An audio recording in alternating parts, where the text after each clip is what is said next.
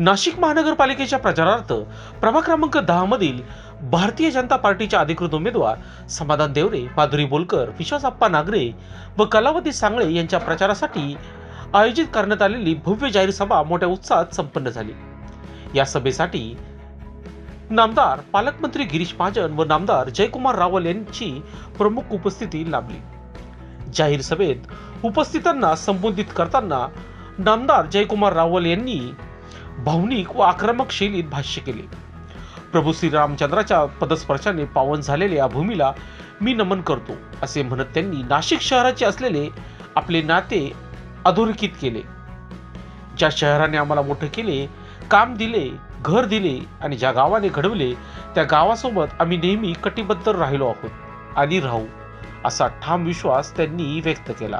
तसेच या परिसरात खानदेशी नागरिकांची संख्या मोठ्या प्रमाणात असून हे सर्व नागरिक भारतीय जनता पार्टीलाच मतदान करतील असा विश्वासही त्यांनी यावेळी व्यक्त केला। या सभेमुळे प्रभाग क्रमांक 10 मधील भाजपच्या प्रचाराला नवचैतन्य मिळाले असून कार्यकर्त्यांमध्ये उत्साहाचे वातावरण निर्माण झाले। 7-8 वर्षानंतर निवडणूक होते, एक तप संपून गेलं। ती निवडणूक कधी गेली आम्हाला आठवण नाही। मी 3 वर्ष प्रभारी म्हणून या नाशिकमध्ये सेवा केली आहे। नाशिकचं आणि खानदेशचं नातं अटूट आहे, कारण की आपल्या उत्तर महाराष्ट्राच्या या खानदेशची राजधानी कुठली आहे? या खानदेशची राजधानी कुठली आहे? तर आमच्या नाशिक आमची राजधानी आहे। आणि मग खानदेशचा कुठलाही माणूस उठला म्हणजे हॉस्पिटलचं काम आहे, चला नाशिकला। दुकानाचं काम आहे, चला नाशिकला। कमिशनरकडे काम आहे, चला नाशिकला। आयजी कडे काम आहे, चला नाशिकला। आणि 2 हाताला काम नाही तर चला नाशिकला अशी भूमिका घेऊन खानदेशचे अनेक परिवार इथे आले। खरं तर सगळ्यांनी मिळून मग आमचे सातपूर असेल, पिंपळगाव असेल, सगळ्याकडचे लोक आले।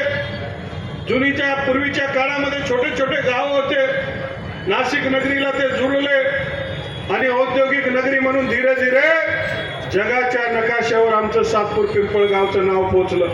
की चांगला उद्योग टाकायचा असेल तर सातपूर MIDC ला जा। आणि मग उद्योग तर आले, पण त्या उद्योग मध्ये प्रामाणिक काम करणारे लोक पाहिजे होते। आणि मग खानदेशच्या भूमीमधनं, या नंदनगरी नंदुरबार मधनं, धुळ्याच्या ग्रामीण भागामधलं, जळगावच्या ग्रामीण भागामधलं, मालेगाव परिसराच्या भागामधनं कष्टकरी लोक इथे यायला लागले।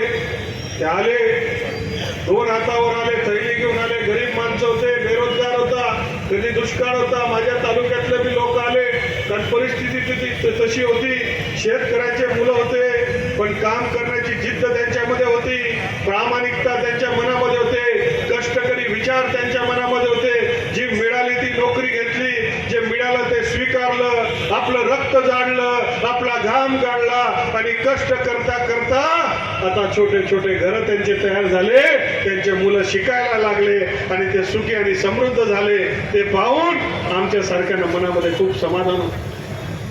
माझ्या गावाच्या ताई तिथं पण पंचकुटली 5 तत्ववाली 5 एलिमेंट त्या हॉटेलला मी चहा पिण्यासाठी महाराष्ट्रामधलं भाजपचं सरकार स्थापन केलंय।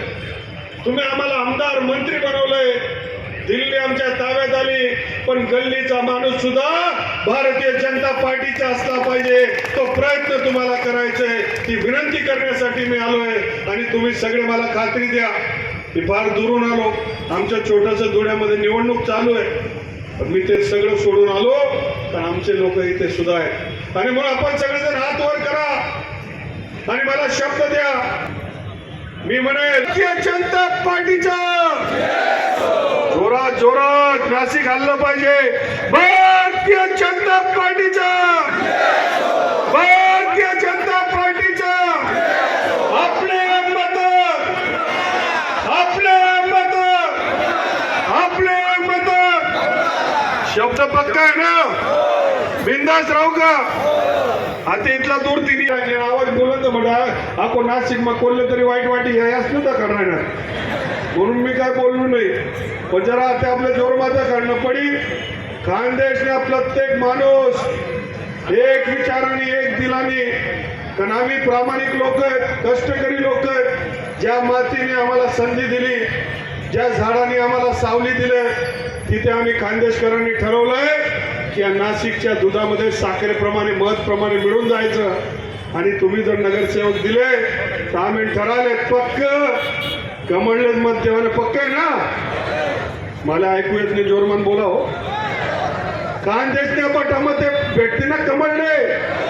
आपला आता तथापि 2-3 लोक उभा राहिले पण त्यातले जाऊ द्या आता. आपण ते पक्का भाजप नाही कारण हिंदुत्वना माणसे आम्ही गल्लीमा बी भाजप आणि दिल्लीमा बी आई आपण पक्क करा. जरा कोण कोण आहे झाले जरा थोड करा म्हणजे भाषा जास्त जोरमा भारत माता की भारत. की आपण जरी इथे MIDCचा परिसर असला, बहुतांश लोक फॅक्टरीमध्ये काम करणारे लोक असले तरी हे मूळ शेतकऱ्याचे मुलं आहेत, हे शेतकऱ्याचे सुपुत्र आहेत. यांचे परिवार आज सुद्धा शेती करतात, गावाकडे मेहनत करत असतात आणि आमच्याकडे शेतकरी हा कष्ट करत असतो.